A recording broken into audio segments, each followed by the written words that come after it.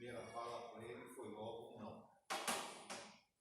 Alguns assuntos na Bíblia e na vida da igreja perpassa pela responsabilidade do pastor. Isso na minha leitura. A minha leitura bíblico-teológica. Uma vez eu estava em Recife, o pastor da igreja tentou falar sobre dízimo. Eu falei para ele, eu não. Quem fala dízimo é o senhor, a igreja. Quem pastoreia é o senhor, quem cuida é o senhor. Não, eu quero que o pastor fale. Eu falei, tá bom, então eu vou chamar todo mundo de ladrão. A começar pelo pastor. E eu comecei meu estudo chamando toda a igreja. A escola dominical devia ter umas 100, 110 pessoas, de cavaleiro, de ladrão. Primeiro eu perguntei quantos alunos tinha na escola dominical. A irmã falou 170 ou 185, coisa assim, alunos da escola dominical. Então, se tinha 100 e poucos alunos, tinha um monte de ladrão.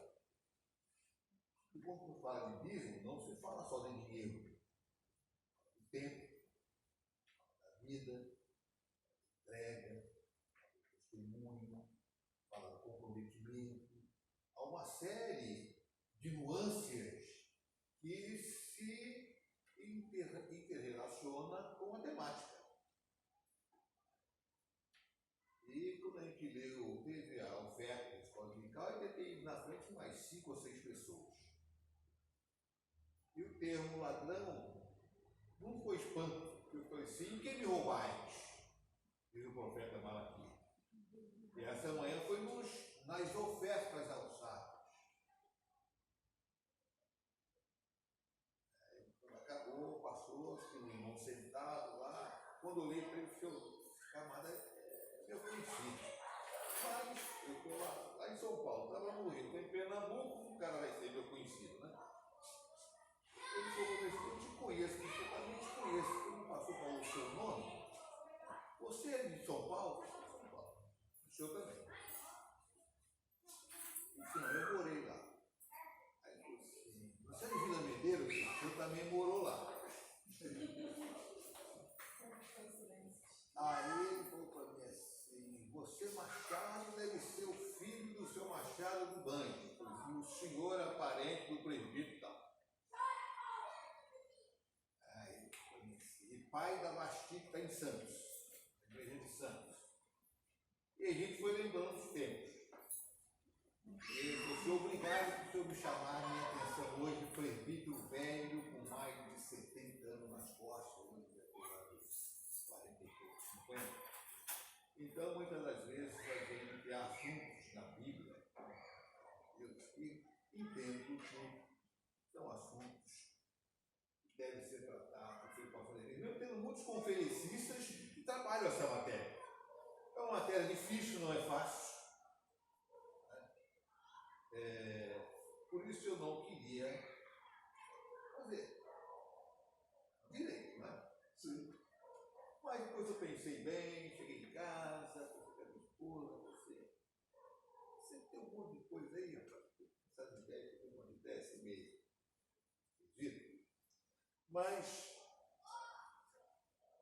aí começamos a fazer, sem dar um sim.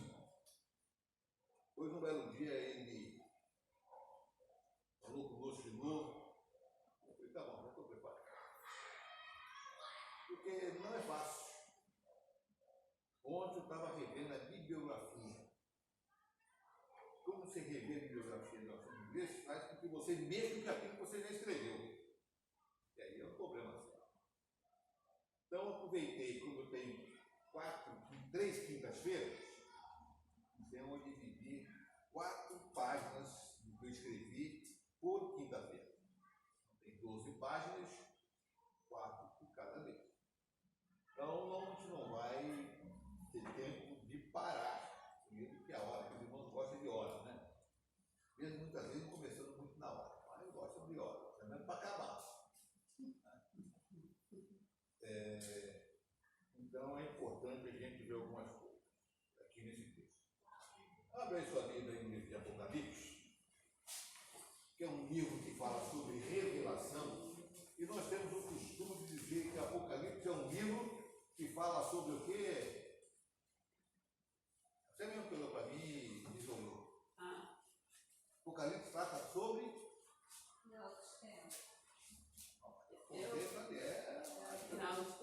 É isso mesmo? Às vezes a gente faz uma confusão um pouco com o Apocalipse. Ele tem matéria sobre os finais do tempo, mas tem assunto do tempo de agora, no presente.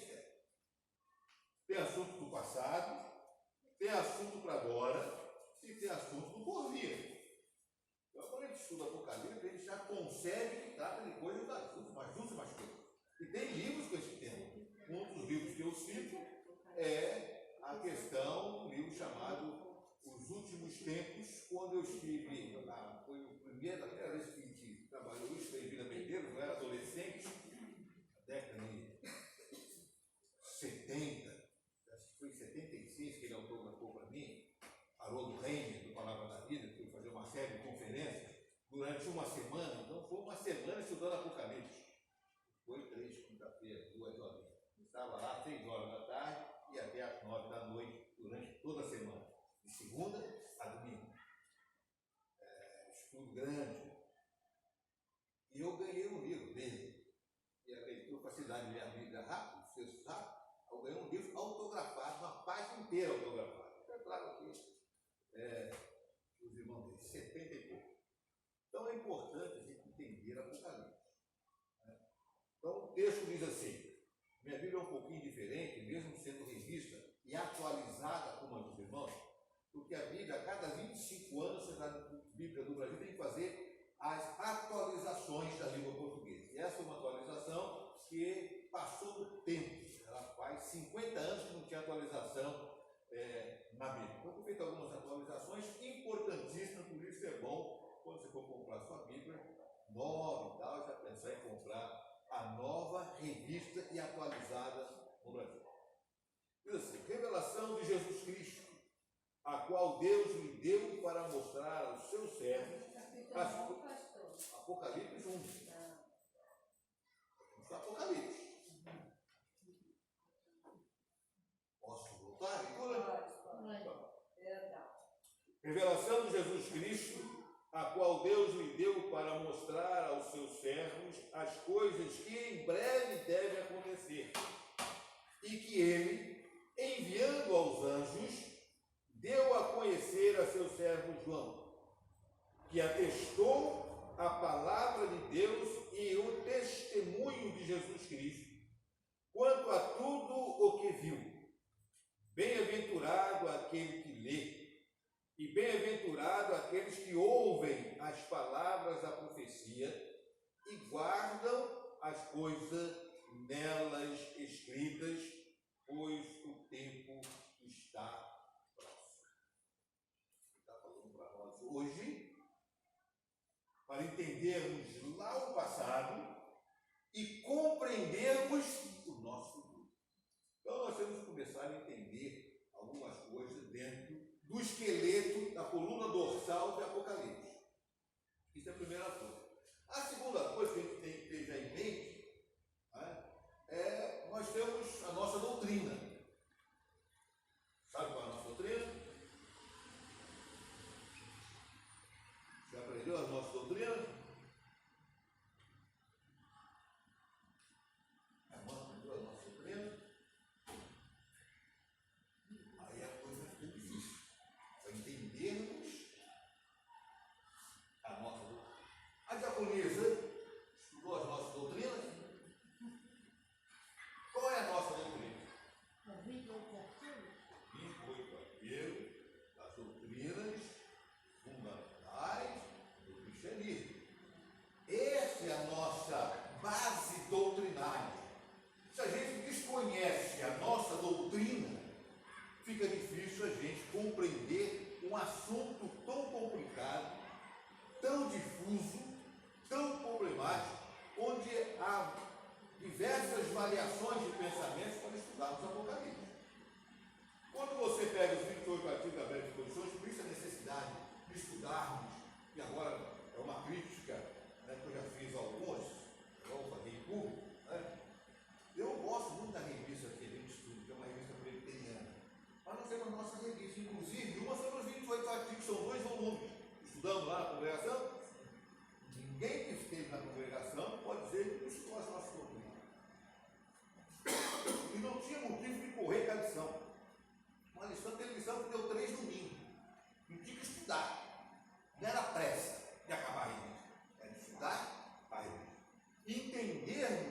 a nossa doutrina. Então nós temos que entender a nossa doutrina. Por isso que classe de catecúmenos ou classe de novos crentes é uma classe apropriada para estudarmos as nossas doutrinas. Os presbiterianos têm um grande catecismo, que está baseado lá nos escritos de Westminster. Então nós temos que entender. Os batistas têm os fundamentos deles batistas. E essa celeuma apocalíptica, teológica, que a gente vê hoje em dia, é culpa um pouco dos batistas, que na década de 60 trouxe para o Brasil, quando começou a trazer aqueles leites que entregavam nas igrejas para os pobres, que não tinha coisa, então dava leite para eles beber de graça, né? Dos Estados Unidos chegavam aqui, e juntos trouxeram no arcabouço dentro das igrejas a visão americana do Antigo Testamento. Que foi aquele monte de visão que os presbiterianos não estão nem aí, para esquecer de jogar de lado, vai perder tempo, com isso tem coisa mais profunda para estudar. Que é a questão do amilenismo, pré-milenismo, pós-milenismo, pré-milenismo, pré-tribulacionista, e essas coisas que não levam ninguém a lugar nenhum. A gente estuda, mas não leva a lugar nenhum. Então é importante nós entendermos a palavra de Deus. O que ela tem a nos dizer. Tem muitos livros. Alguém há pouco tempo, não sei se foi na classe, foi dos 28 artigos. Ah, mas 28 artigos tem lá no desmiuça. Você não lê. Você vai pegar as notas das doutrinas fundamentais do cristianismo de Ismael da Silva Júnior. Eu tenho dados. Mas você pode ver também as doutrinas fundamentais do cristianismo editadas por Vanderlei Lima Carreiro. Então você tem. Só do Vanderlei você tem 6 páginas para estudar um único artigo. Então há como a gente aprender um pouquinho de doutrina nos nossos 28 artigos. E é importante nós aprofundarmos doutrinariamente em pontos que é difícil. É difícil para quem está no seminário, é difícil para quem está do lado de cá, é difícil para quem está sentado aí, é difícil para todo mundo. Então, nós começamos aqui escatologia como doutrina das últimas coisas, como é que todo mundo conhece. Né? Mesmo eu discordando dessas doutrinas das últimas coisas. Isso vai voltar, é superintendente?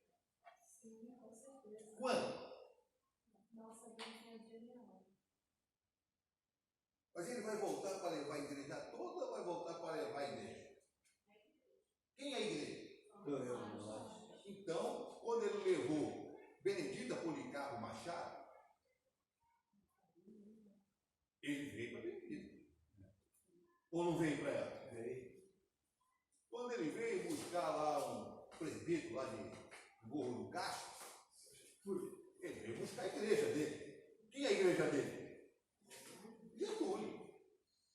Vai chegar um dia que ele vai buscar a igreja que é o Oswaldo Luiz Machado. E o Oswaldo vai encontrar com ele. Então muita gente fica preocupado quando Cristo vai vir para buscar a sua igreja aqui, levar, eu quero ver e tal. Será que é isso que ele está dizendo? Não é. O que ele está dizendo? Qual é a sua visão nua e crua do texto bíblico diz para nós? Em relação à volta de Cristo, eu vou ver alguns pontos. Nesse ponto mesmo, a gente não vai ver texto bíblico, não, mas já para a terceira folha, a gente vai começar a ler muito texto bíblico. Em relação à volta do Senhor Jesus, a única unanimidade dos teólogos é que ela aconteceu. Ele vai voltar. Ele diz: eu vim e voltarei. Ponto sine qua non. Todos os teólogos, liberais, não liberais, tradicionais, não tradicionais, todos eles nesse ponto é unânime. Ele voltará para reinar com o seu povo, para reinar com a sua igreja. Por isso a palavra diz que primeiro aqueles que morreram, vamos fazer o quê? Ressuscitarão primeiro. Depois ele vai chamar os que estão aqui. E vai se encontrar. E ele vai descer logo para reinar? Não. Mas já começou a ver que já tem gente que está lendo Apocalipse. Isso é bom ponto, né? Então, há uma unanimidade na questão dos teólogos. Quem são os teólogos? Os pensadores.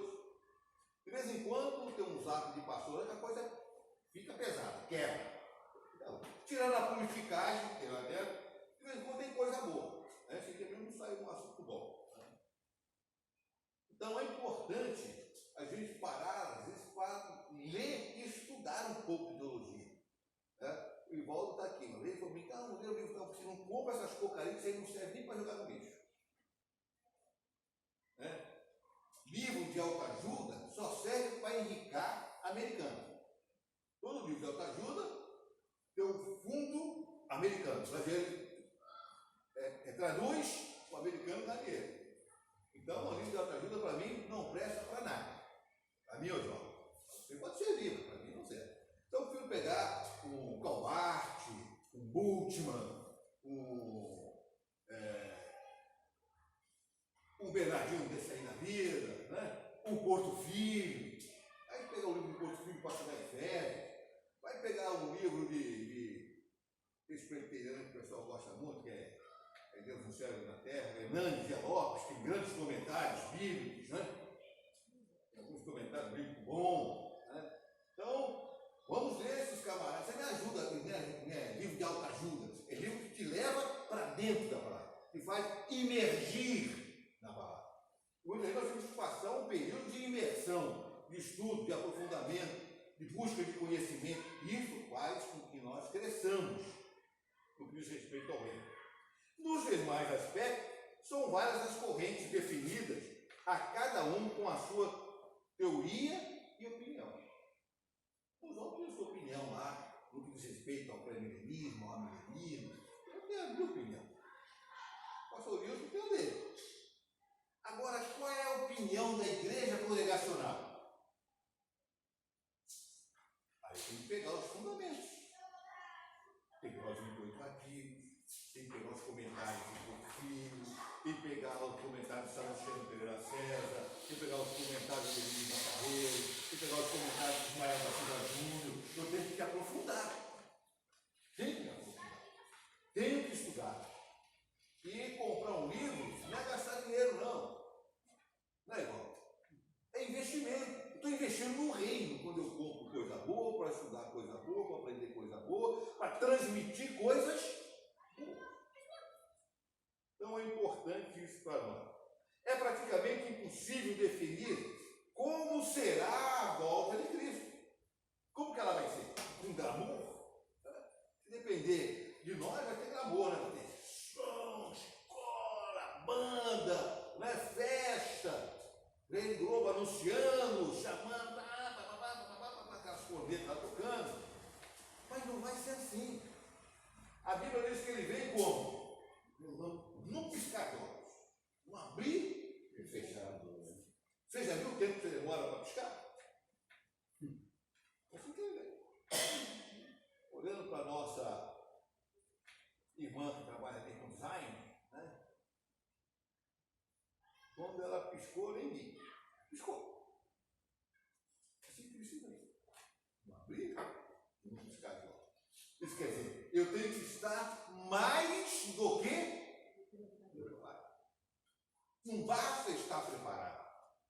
Tem que estar mais do que preparado. Quando eu escrevi isso aqui, estava comentando até com a minha filha, ela falou assim: pai, tem uns negócios meio esquisitos isso aí, para mim que eu não entendo muito não e não quero nem saber muito não. Aí eu falei assim: olha só, eu estava conversando em casa, e aquela menininha que era da igreja, dos adolescentes, você lembra? Uma vez que o pai foi pregar lá, falou assim, a irmã dela ficou danada. E se Cristo voltar? Presbiteriana, foi predestinada, foi batizada. Hoje está lá no pancadão. Na hora do pancadão, Cristo veio. Cadê o predestinado? Então, nós temos que tomar alguns cuidadinhos, com algumas doutrinas, com alguns pensamentos, com algumas afirmações, para que a gente não seja pego de surpresa.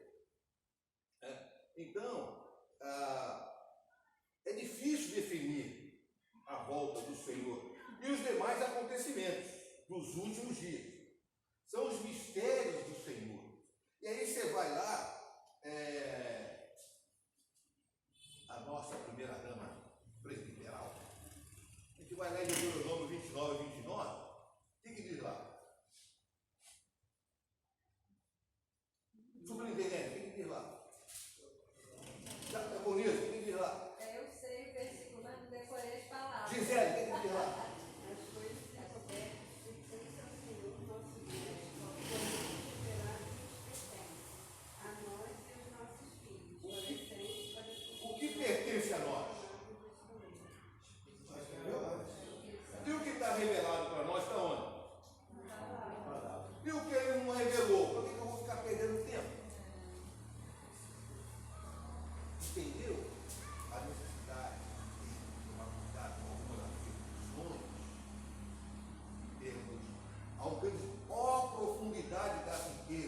e da sabedoria e do conhecimento de Deus. Quão insondáveis são os seus juízos, inescrutáveis. Então, você vai mostrando a necessidade de termos conhecimento daquilo que nos faz viver diante do Senhor. A seguir, eu vou passar para os irmãos aqui no bloco para eu escrever algumas correntes definidas pelos teólogos. É importante conhecer as correntes quando você pega o Supremo. Alguém chega para você e fala assim: professor Wagner, homem da música, teologicamente, qual a sua definição ou qual a sua corrente teológica no desrespeito à doutrina das últimas coisas? Se é pré-milenista, milenista, pós-milenista, pré-tribulacionista, qual é a sua? E aí você, minha onda, vai, esse meio tonto. E o que está escrito?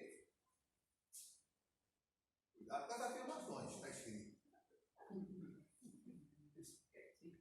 Cuidado com as afirmações. Teologicamente, uma doutrina só é forjada quando ela tem uma quantidade X de fundamentos bíblicos. E forjada, ela é formada, ela pode ser considerada uma doutrina bíblica. Pode pegar um versículo e colocar uma doutrina. É um versículo. Agora, se aquele versículo que eu coloquei isso aqui tem uma gama de versículos bíblicos que dá fundamento, que dá supedâneo, que dá base, que dá sustentação, aí sim eu tenho uma doutrina. Fora disso, cuidado. Por isso tem muitas crianças, para Deus diz, cuidado, será como meninos, agitados de um lado para o outro, com todo vento de doutrina. Com certeza, convicção. Então são alguns. Primeiro, a segunda vinda de Cristo. Não é um fato que vai acontecer. Depois, o arrebatamento da igreja. Outro fato que está na Bíblia e vai acontecer. Terceiro, a tribulação. A igreja passa, diaconisa, ou não passa pela tribulação? Começamos agora a entrar em questão bíblica, está escrito. Ele falou que nós vamos passar pela Não, mas tribulação. Ele acha. não, estou perguntando para a irmã, porque o outro falou, Não, não mas interessa. a conversa que eu tive com ele. Uma conversa que ela manteve, mas minha pergunta foi: a irmã. Eu perguntei para a irmã, qual é o pensamento da irmã? A igreja passa ou não passa pela grande tribulação? O que a Bíblia diz sobre isso? Passa. Hã? Passa pela tribulação. Então a irmã está dizendo que a igreja está passando pela grande tribulação. A chefe da cozinha ali. A igreja passa ou não passa pela grande tribulação? Passa ou não passa? Eu acho que passa. Quer dizer que a igreja vai viver todo aquele momento brabão mesmo, com Satanás fazendo e acontecendo, a igreja vai passar. Então, se ela vai passar pela grande tribulação, logo ela vai estar quando Satanás estiver solto aqui. Então, olha só as afirmações. Olha só as afirmações. Essa aí não. Mas a pergunta foi: a igreja vai passar pela grande tribulação? Não, passar por tribulação, mas Essa aí não. Sob o domínio do capeta.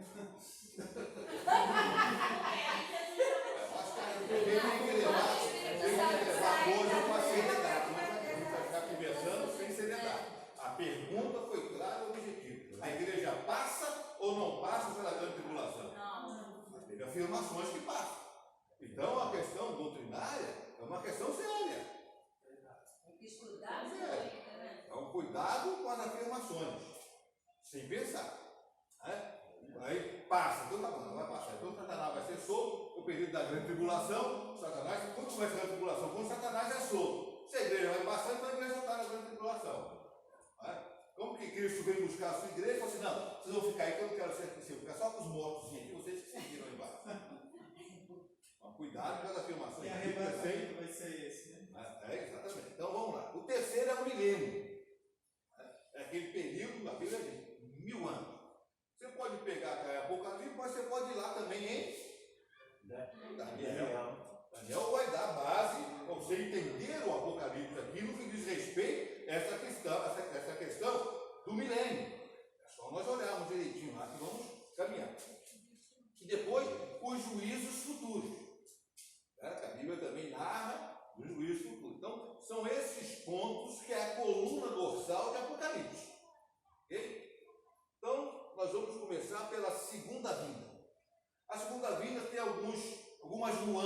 eu já disse momentos atrás. Primeiro, a posição pós-milenista. O que quer dizer pós? Então vamos ver. A segunda vinda de Cristo se dará depois do milênio. É isto que os pós-milenistas pensam. Vai passar o milênio, aquele milênio gostoso, né? Satanás aprontando, e pau, né? E a igreja está ali. Depois que passar isso, Cristo vem. Isso é os pós-milenistas. A ordem desses acontecimentos para os pós-milenistas. A parte final da era da igreja, os seus últimos 1000 anos, é o milênio que será a época de paz, abundância promovida pelos esforços da igreja. Olha só, pelos esforços. Presta atenção e grava isso. Conforme diz a garotada, como que é? Normalmente, então ontem eu vi o negócio da televisão, que eu vou botar aqui para falar lá na hora, para esquecer aqui. Botar lá. Então, é importante a gente prestar atenção. De paz e abundância promovida pela igreja. Não é por Cristo. Pela igreja. Depois disso, Cristo virá. Seguir-se-á então a sua ressurreição generalizada, isso que os pós-milenistas pensam. E depois dessa, um juízo geral e a eternidade. Então, olha bem. Pegou a visão? Pegou a visão? Fica atento. Vai lembrando, a cabeça funciona lá, né? A gente voltou rápido, né? Então, pegou a visão dos pós-milenistas? Qual é o método usado pelos pós-milenistas no que tange à interpretação da volta de Cristo? Da segunda vinda de Cristo? Então, para eles, a interpretação pós-milenista é amplamente espiritualizada. Ela traz todo um arcabouço espiritual, parece que está em várias liberdades. No que tange à profecia. Abra aí sua Bíblia, está com ela aberta já? Já está com ela aberta no livro certo? Capítulo 20.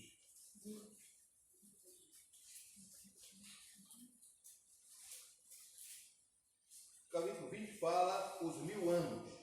Trata da primeira ressurreição. Então vi descer do céu o anjo que tinha na mão a chave do abismo e uma grande corrente. Ele segurou o dragão, a antiga serpente, que é o diabo, Satanás, e o prendeu por 1000 anos.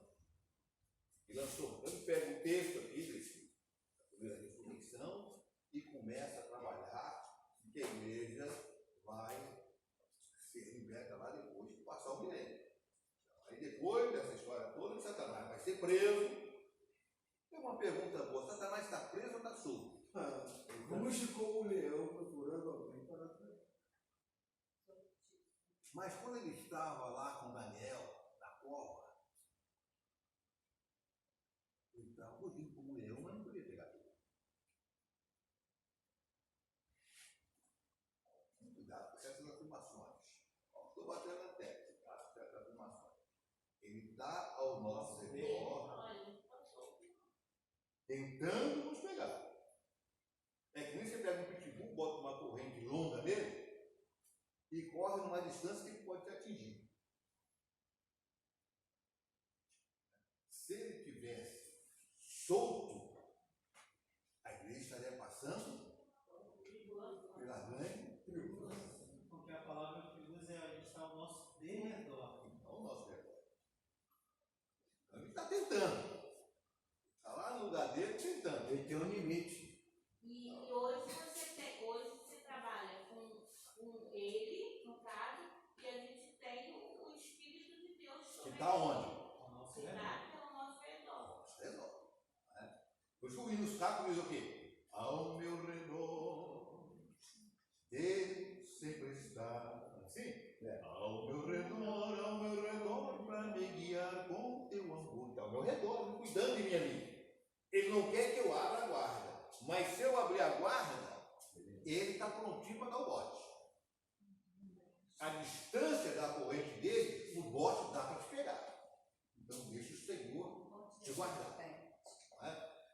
vai fazer. Se tiver Jesus ao lado, e por ele auxiliado, e por ele folheado, onde quer que for, é sempre com você.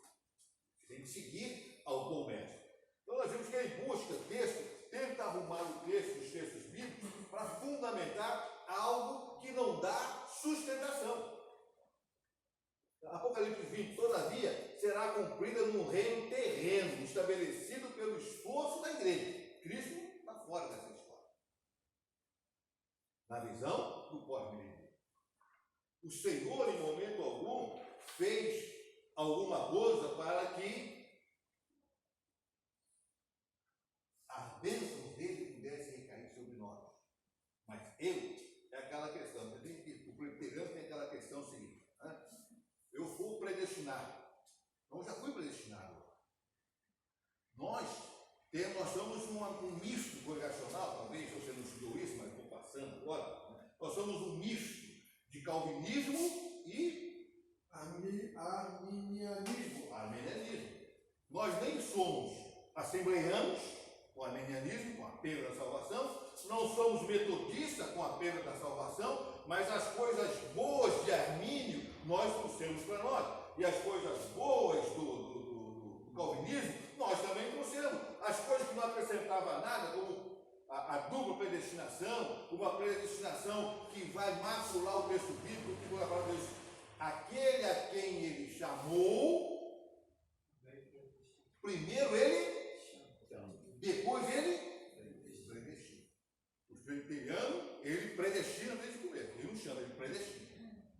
Então, em termos de texto bíblico, em termos de doutrina, nós temos que tomar cuidado. Né? Há pouco tempo, o rapaz falou assim, pai, tem um ponto da igreja lá falando assim. E no último dia que ele vier, você diz isso assim para ele. E ela voltou para a Bíblia dela. Eu não queria estar na perna quem falou, não, porque ela vai pegar firme. Então, é importante nós conhecermos. Nós vemos que o pós, né, aqueles que têm a visão pós-milenista, parece bem arrumadinha, mas não é. Mas nós temos também os amilenistas. O que é amilenismo? Pergunta difícil, né? Isso para você, para debater, estou brincando. O que é amilenismo, Gisele? O que não acredita? O que não acredita nessa coisa do governo?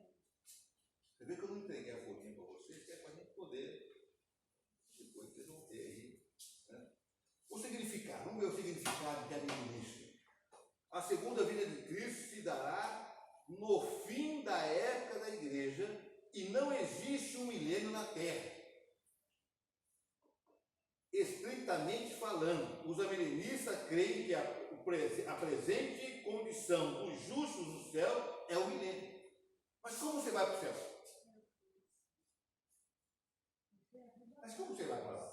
Eles criaram uma história para eles, nós acreditamos no milênio. A história de milênio é Toninha da Carochinha. Então você vai para o céu como? Quando for arrebatado, né? E quando você vai ser arrebatado? Não volta nem. Não vai chegar, não está lá. Se Cristo não está no caminho, se não tem Cristo, se não tem nada, como você vai chegar? Como esse milênio vai acontecer? Ele não acredita. Ele não acredita. Então ele diz, e que não há ou haverá um milênio terrestre. Quer dizer, Satanás não vai ser solto, Cristo não vai vir reinar, nada disso Deus acredita. Nada disso. Bem coisa de americano. Alguns amilenistas tratam a soberania de Cristo sobre os corações dos crentes como se fosse milênio. Porque Cristo habita no seu coração. Habita? Então já está no milênio. Então mesmo, já está no milênio. Foge dessa doutrina. Isso não vai nos levar nunca à presença do Senhor. Também há uma ordem de acontecimento. A era da igreja terminará num tempo de convulsão. Já viu alguém em convulsão? O que diz? Isso é uma tribulação.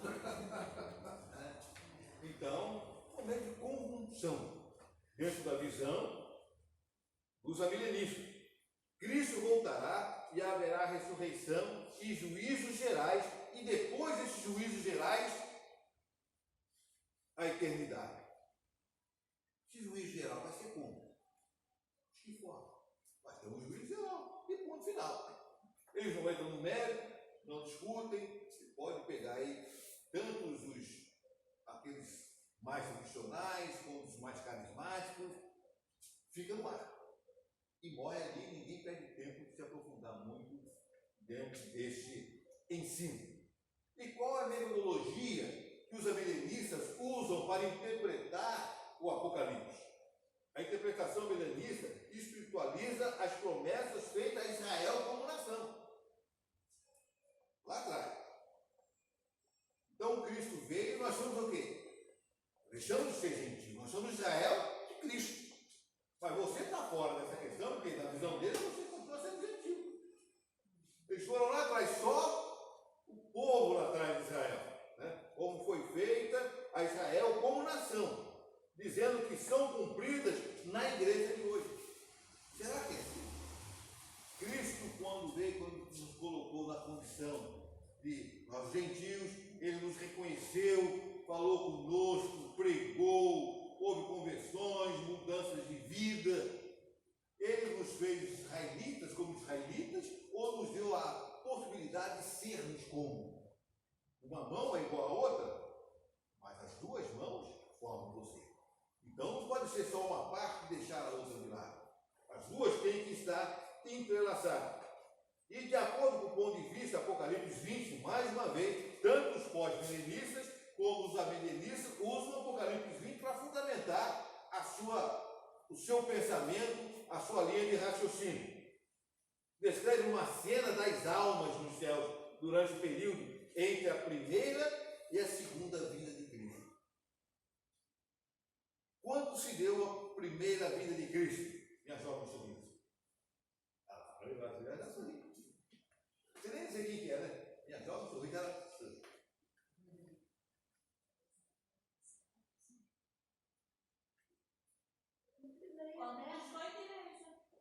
Quando ele nasceu, que Deus enviou seu filho. Quando o profeta Isaías, lá no capítulo 6, não me fala a memória, ele diz que viria aquele que pisaria a cabeça de serpente, e já disse, já desencarrilhou uma série de situações que ele era. Ele era o quê? Maravilhoso.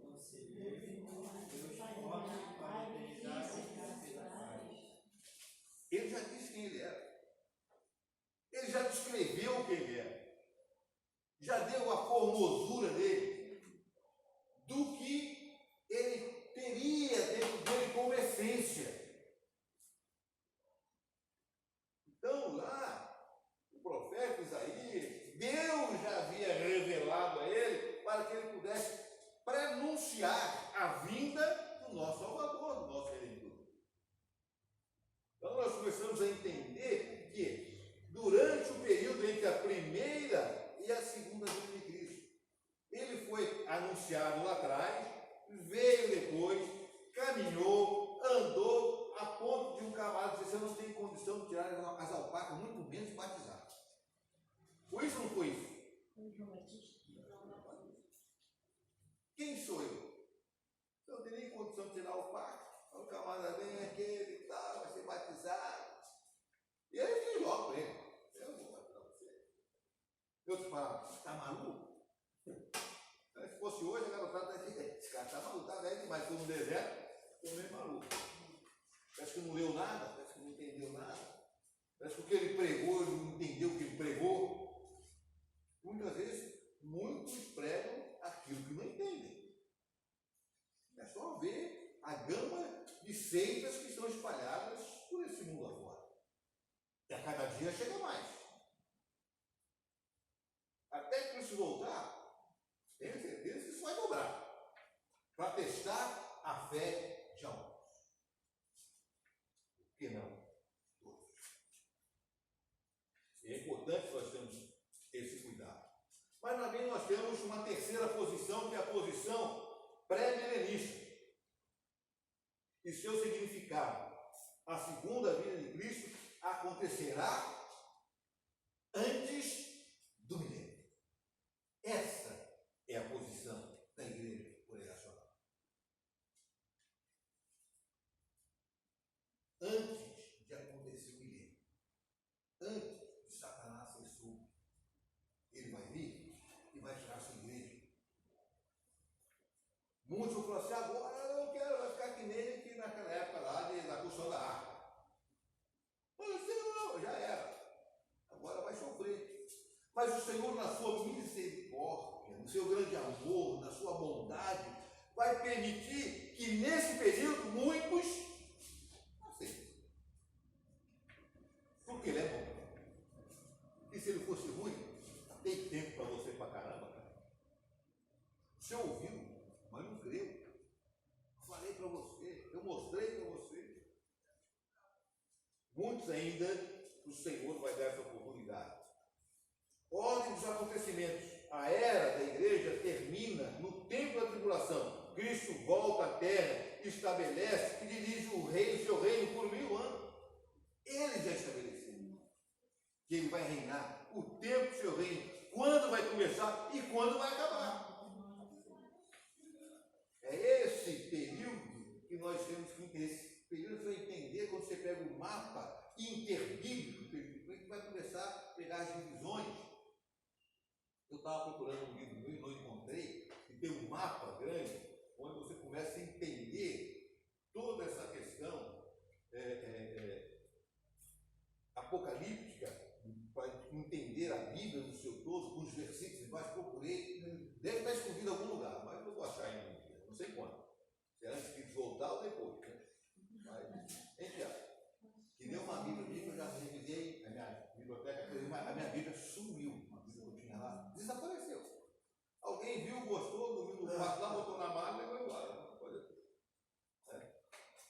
Mas desapareceu a Bíblia. Né? Então nós vemos que a era da igreja termina no tempo da tribulação. E Cristo volta à terra, estabelece e dirige seu reino por 1000 anos. Isso aí ocorre a ressurreição e o juízo dos não salvos. Depois vem a eternidade. Os não salvos vai passar pelo período deles. Tiveram a oportunidade de viver em Rua de Ouros, lugar que não ia ter sede, ia ter ranger de dentes. Já viu ranger de dentes? Quem tem buchismo, quem tem mastigação em cruzas, né? A gente não bate direito. Então à noite ele range de dentes. Isso é um buchismo. Então ele tem que usar. Minha avó falava que era quando ele estava com verme. Placa de alívio, né? Tem que botar placa de alívio para botar a dentição no lugar certo para que tire esse. Às vezes a pessoa chega a quebrar os dentes, rangendo os dentes. Que vai desgastando também com a. Exatamente. Então, nós vimos que esse período o Senhor está dando para a igreja passar bem. Por isso é para ser fiel até amanhã e dar aquele color da vida, está terminando. É isso? Até a morte. Até a morte. Então Cristo veio para você quando você morreu. Né? Se vier até o mar, você vai encontrar. Então, essa questão da predestinação é se você estiver na posição diante do Senhor, fazendo sua vontade, tudo, você está cumprindo sua predestinação, é isso? Cumprindo a sua predestinação? Ou É. está cumprindo o seu chamado? A sua escolha. Ele escolheu. A escolha dele com você. Então, por isso Versículo que eu não acredito na predestinação. A questão da predestinação é importante a gente ver que a predestinação, na visão da presbiteriana, você que é predestinado, você já está salvo. Independentemente que você vai passar a vida toda lá fora, Cristo viu, você foi predestinado, você vai. Aí vem a pergunta, para que Deus perdeu tempo de falar para você, ide por todo mundo e pregai o evangelho para toda criatura? Para que ele perdeu esse tempo? Para que ele ensinou isso aos discípulos? Para que ele ensine isso a vocês futuramente, para você ir pregar e fazer discípulos e batizá-lo em nome do Pai, do Filho e do Espírito Santo? Se você já está salvo, já está independente se você está ou não está na igreja. Está predestinado? Então, tem gente que fala que assim, foi evangélico, né? Aí está fora da igreja. Aí a gente fala com ele de Jesus, eles falam que já tem o nome dele no livro da vida. E Aí não não tem, já está com a salvação já garantida. Escreveu com aquela bem cara caneta que apaga. Vai Vai aquela caneta que apaga? No livro Você escreve, depois você vem, passa a borrachinha, ela apaga, mesmo você não Ele tem. fala isso, já tem o nome no livro da vida, ele já tem Deixa ele. a salvação garantida. Deixa ele pagar para mim. Então você vai escrever no chão. Paga para mim. Aquele que fala que quem é salvo é hoje e sempre. Pessoal, a questão da não perda da salvação. Você tem que entender que é outra doutrina. Nós perdemos a salvação, nós entendemos talvez salvo para sempre. E se realmente você for salvo, você pode cair? Pode. Pode tropeçar? Pode. Mas você não vai ficar lá. Você não é de lá? Há uma inquietação. O cara sente falta, sente saudade. Há algo que ele não consegue ficar fora. Há um poeta sacro que fica muito bem, diz assim: tenho saudade de Jesus, meu mestre. Isso tem que ser na Amaral. Tenho saudade de Jesus, meu Deus. Saudade. O servo de Deus, o verdadeiramente salvo, verdadeiramente lavado, redimido, transformado, eles podem cair. Pedro caiu? E como caiu, né? Eu, parecido com aquele, tá maluco, irmão. Como você fala que nem ele, eu falo que nem ele, essa falinha de pastor, tá maluco, pastor.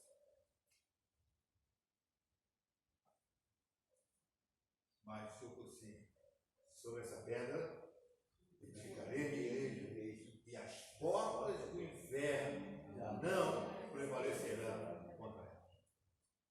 Esse mesmo Pedro que errou. É esse mesmo Pedro que Deus firma a seguir. Esse mesmo Davi que peca é o mesmo Davi que o Senhor fala assim que ele era segundo o coração de quem? de Deus. E aí? Caiu? Mas é Permaneceu no erro? Não. Arrependeu amargamente. Ele diz o quê? Renova em mim a alegria da salvação. Ele sentiu que ele estava perdendo, ele estava renovado. Ele estava trazendo de volta aquela alegria que ele tinha, que ele estava perdendo, senão não dá. Meus Daquilo ossos, que ele falou, dá um negócio. ele falou que meus ossos estavam Envelhecendo. envelhecendo. Pecado envelhece. É. Você pega um colega seu, mesma idade sua, do mundo, pega você, bota os dois, pega. Cara crachá. Quem está mais velho? Você ou eu? Você vai, gente. Então vai. Não precisa nem falar nada. Nós É só olhar novo. Às vezes o pessoal fala, você tem essa idade mesmo? Eu tenho, pô, mas nem parece, certo? Meu Deus é vivo. Olha por mim, cuida de mim, me alimenta direitinho, me dá o sono reparador a cada dia, não é não? Deitei, dormi, acordei, por quê? Ele que renova as nossas forças. Pode trabalhar a noite toda, de manhã você dá uma soninha e faz tudo que tem que fazer em casa, não faz? Cansado? Não. O Senhor renova as forças. A cada manhã. Não uma vez por mês, não. Todo dia ele renova. Então nós vemos que o método de interpretação pré-milenismo segue um método de interpretação normal, literal, histórico, gramatical de Apocalipse 20. Aí ele muda a essência. Ele vem no Apocalipse 20, o mesmo Apocalipse 20 que fala dos 1000 anos, e ele vai mostrando, ele diz aqui no verso 7. Quando, porém, se completar os 1000 anos, Satanás será? Quando? Com? Então logo a igreja não? Não vai estar aqui. Tá bom, né? Quem afirmava, não afirma mais.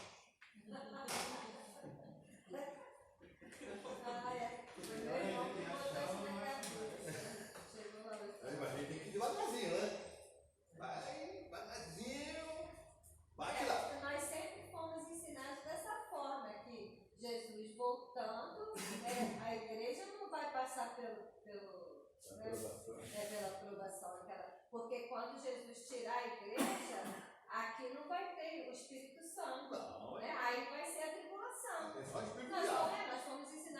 capiroto. Sempre foi assim.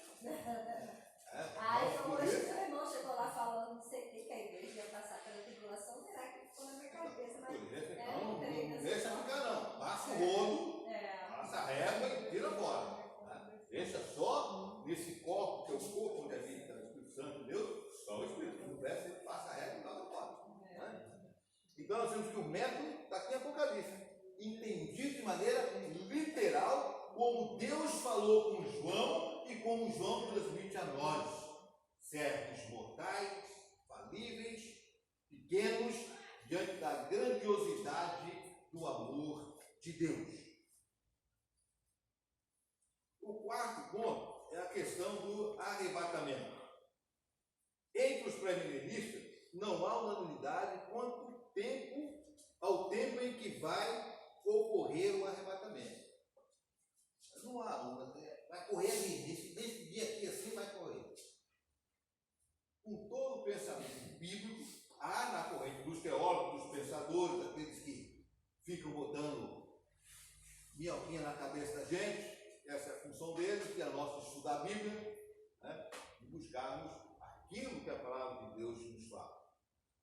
Segundo, nós já vimos lá o primeiro, nós vimos lá que era a segunda vinda, o segundo é o arrebatamento. A ocasião do arrebatamento, quando ele se dará. Então nós vimos que os pré-milenistas e amilenistas veem o arrebatamento da igreja no final desta era, e simultaneamente com a segunda vinda. Quer dizer, os amilenistas que têm um pensamento totalmente equivocado, há momentos que eles vêm e se juntam a nós, temos pensamento fundamentado na palavra de Deus. Porque eles ficam navegando na onda. É assim a onda? Eles ficam com essa sacolinha como uma onda do mar. Uma hora ele está na crista, outra hora ele está embaixo. Não é assim na igreja? Aprender. Quantos estavam na crista e agora estão na curva lá embaixo? Quantos que caminhavam conosco já não caminham mais?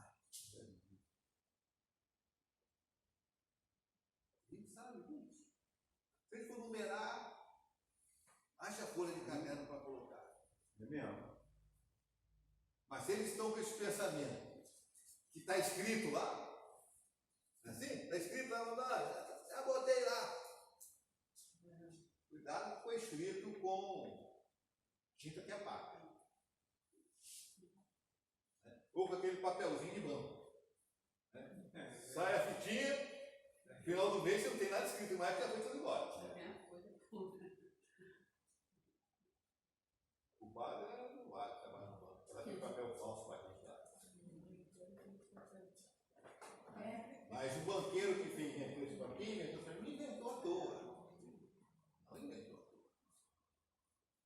Isso você está aqui. O esperto é aquele que está à frente. Então, é importante a gente ter essa noção do arrebatamento. Por isso, a igreja não passará pela tribulação, segundo este ponto. Não passará. Depende da polícia. Minha mãe me ensinou assim, pastor. Ela estudava teologia também. Mas você está escutando esses camaradas na rua aí? Não, para de escutar esse cara na rua. Lembra uma vez, minha mãe estava em São Paulo, minha mãe. Eu nunca gostei de programa de rádio, televisão, rapaziada. Eu gostei desse negócio. Eu não dou conta quem gosta. Eu não perco meu tempo, tem gente que gosta. Como eu estava escutando uma mulher falando lá, aí eu ia sair, ela falou um negócio que bateu no meu ouvido, doeu. Aí eu fiquei olhando. Aí eu falei, ué, quando eu voltar, vamos conversar sobre essa mentira que essa mulher está falando. Não é a pastora, ela está mentindo. Quando eu voltar, vamos conversar sobre essa mentira dela. E fui para a cidade, tive meus problemas lá. Quando eu voltei, vamos lá, dona Miriam, vamos sentar aí. Minha mãe deu a Bíblia para mais de 20 vezes. Minha danada. Aí eu falei, mãe, ela está falando mentira. Olha o que a Bíblia diz. Olha aqui, vamos lá. Não, mas ela não quis dizer não, ela falou isso. Não falou dessa forma? Falou. Então ela é mentirosa. Sou mais a minha Bíblia do que essa pastora aí. Para de ouvir essa baboseira dessa mulher, você está levando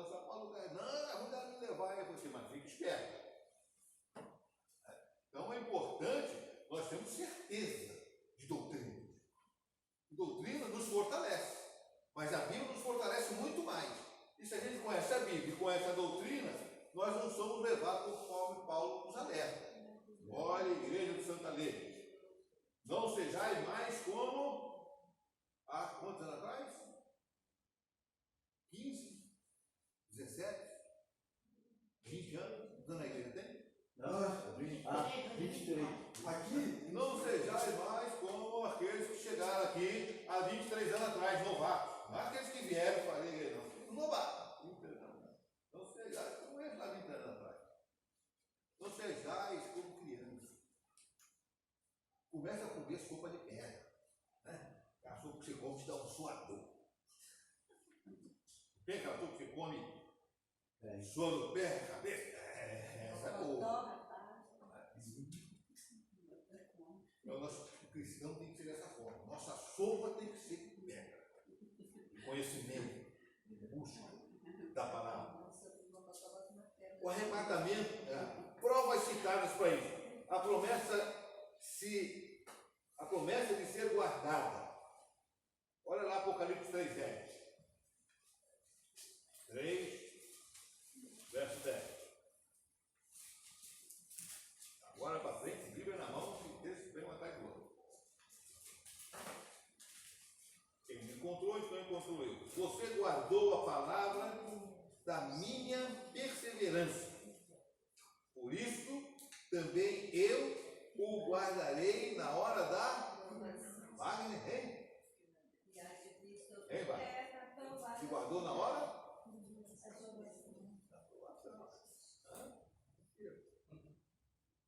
Que há de vir, e veio, mas foi embora, sobre o mundo inteiro, para pôr à prova os que habitam sobre a terra. Você guardou a palavra da minha perseverança, por isso também eu ser fiel até a morte. Quem recebe a coroa? Só recebe a coroa quem for? Quem não for fiel? Ele marquei, tá só que escreveu lá, só escreveu, né? Escreveu que apaga. O papel daquele papel que bate a qualidade apaga. Ele vai procurar lá, vai querer dizer, não, mas eu estava lá, eu cantava lá no coral, cantava lá com o Wagner do Cabelão, fazia solo, cantava com o Ivaldo, cantava com o Zé Carlos, cantava no coral o Brilho Celeste. O Celeste não, é Brilho Celeste, né? Eu cantou com o El Roy era de Teresópolis, Canoa. Então, não adianta, eles têm que permanecer fiel até o dia de irmãos. Outro ponto, a remoção do aspecto da habitação no ministério do Espírito Santo exige necessariamente a remoção dos crentes. Por isso vai ficar, vai ser retirado. Olha lá em Tessalonicenses, 2 Tessalonicenses 2. 2 Tessalonicenses, capítulo 2. 2. Ele diz: o homem é iniquidade e a vinda do Senhor. Então ele começa a narrar: irmãos, no que diz respeito à vinda de nosso Senhor Jesus Cristo, a nossa reunião com Ele, pedimos que vocês não deixem de mover facilmente no seu modo de pensar, nem fiquem perturbados, quer por espírito, quer por palavras, quer por carta, como se procedesse de nós, dando a entender que o dia do Senhor já chegou. Para muitos está aí, já chegou, nós estamos vivendo já, isso já veio, está chegando a hora. Aí vem aquela música, está chegando a hora de ir. E para onde? Muitos estão cantando essa hora, então vai para o inferno. Qual é a hora de você ir para o Senhor? É a hora que o Senhor estabeleceu para você. O dia que ele estabeleceu, uns mais novos, uns mais velhos, um na meia idade, como foi meu sobrinho, com 38 anos, eu olhei para ele e falei: eu quero você comigo, filho. Era o camarada que lia só na Bíblia, James Jones, Bíblia americana, inglesa, e em inglês, Deus sabe ler o original, em vez de lá era a melhor tradução que tinha da Bíblia, é que ele cantava, que pregava, era um triatleta, era um homem de Deus. Se eu fosse, chegou, meu irmão, chegou. Acabou para você. O meu cunhado estava cantando lá na congregação na Cachoeirinha, na casa da Ana Maria, cantando, acabou de cantar, e Deus levou ele. Meu pastor pregando, o pastor que era nosso pastor pregando uma igreja lá no Nordeste, no culto, pregando e morreu, pregando. Deus chamou ali dentro da casa. Quando o Senhor vai te chamar, não sei se quem vai te chamar. Por isso ele diz para mim assim: prepara-te, igreja, volta, igreja, Caracachá, né? Vai encontrar com o seu Deus. Eu posso encontrar com ele nesse caminho de casa para Magé. Ou senão, na hora que estiver deitado dormindo. Eu quero dormindo, mas só quero ir com 100, 110 anos. Já falei para ele. Eu não quero menos de 110. Fala para minha mãe, 110 já foi 94, eu vou passar. Falta pouco. Falta pouco. Graças a Deus falta pouco. Falta menos do que há X anos atrás. Falta menos do que em julho de 68. Mesmo tendo saído da igreja. Dizia para minha mãe: eu sou mais crente do que os crentes. Eu vou ao baile, volto, tomo banho, vou para o culto de oração com a senhora, os crentes estão dormindo, não vão para o culto. Eu sou mais crente que ele. Fala para ela. Então nós temos que ter segurança. Não basta cantar, não basta, e segurança sobre Deus. Precisa ter certeza que realmente nós temos essa segurança. A tribulação é um período de derramamento da ira de Deus, da qual a igreja já está isenta. A tribulação.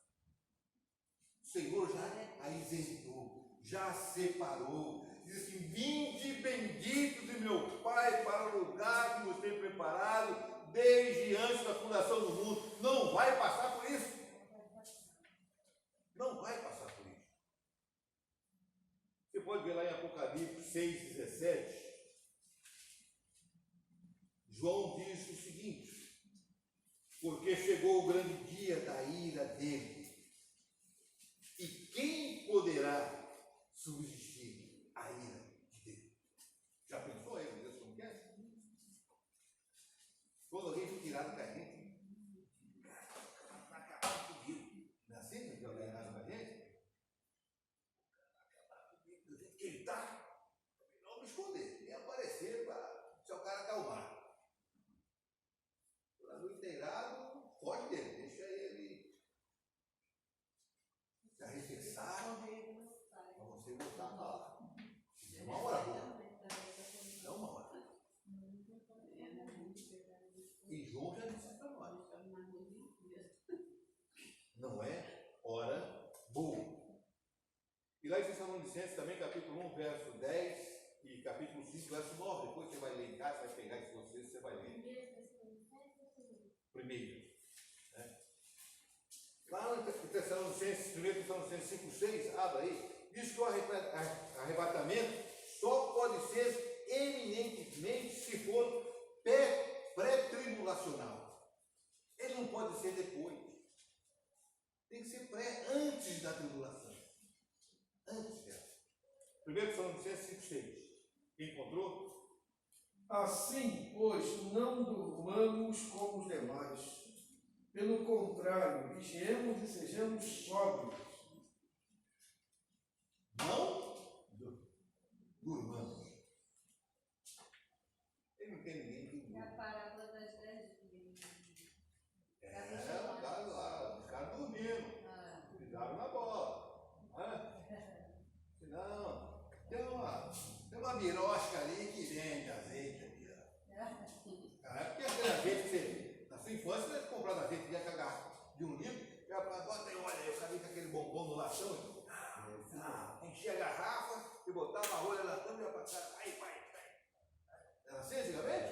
Não tinha latinha não, era lá no garrafãozão mesmo. Levava uma ajuda e enchia de óleo lá na bomba. Era isso que eu não sei. Querosene, eu sou dos bons tempos. Somos, né? Então nós vemos que o arrebatamento só pode ser eminentemente se for antes. Não durmamos porque ele vem. Então vai ser antes do problema, você tem que estar atento. Então se já como aquelas virgens falsas, nécias, muitas vezes a igreja está cheia de nécios. Ou não? Aqui não tem nécio. Tem? Aqui não tem. Só tem na sala.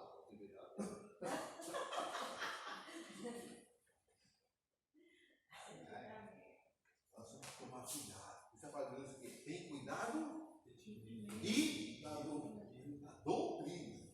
Para ter cuidado da doutrina, tem que conhecer a doutrina. Persevera na argumentação do povo, é isso? Persevera nas doutrinas. Porque fazendo isso, salvarás tanto como aqueles que te. Mas tem Cuidado. Paulo, assim, pensa isso mesmo?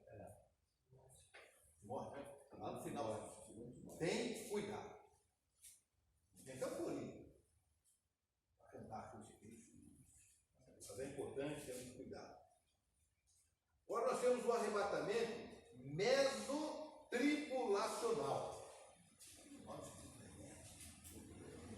Significa o arrebatamento acontecerá depois de transcorrido 3 anos e meio do período da tribulação. Porque a tribulação, 3 anos e meio acontece. É aquele jeitinho brasileiro, né? Vamos dar um jeitinho para arrumar uma escapatória, a gente ficar mais um pouquinho, né? Conforme dizia na sola em casa, pessoal, quanto está uma garrafa de cerveja? Ah, vem na rua aí, 9, 10, 12, depende aí a marca, um pouquinho da coisa aí. O pessoal fala que não tem dinheiro. Aí passa nesses botiquinzinhos, só tem garrafa na mesa.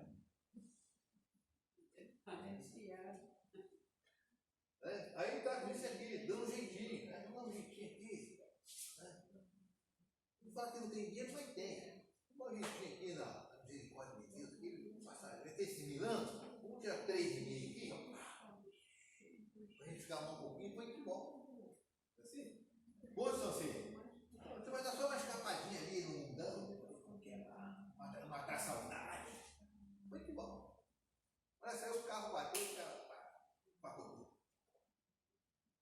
Pegou o avião, tá, meu bom, caiu ele, pagou tudo. Virou a esquina, bicicleta, pegou ele na bicicleta, ele tá pegado. Bateu a cabeça, foi embora. Cuidado com esses 3 aninhos. Então nós temos que ter cuidado. Provas citadas por ele. A última trombeta, lá em 1 Coríntios 15, verso 52, Paulo orientando a igreja de Corinto, na primeira carta, era uma igreja não carnal. É isso mesmo, Deus? Não, era carnal, né? A igrejinha danada, né? Paulo tem que chamar a atenção até da ceia, os camaradas queriam fazer banquete caseiro, Senhor, brincadeira lá. Queria ser tudo glutão. Sabe o que é glutão, sabe? Se ainda não, né? Ficou muito. Então, Paulo escrevendo lá no capítulo 15, verso 52, de 1 Coríntios, Paulo diz o seguinte: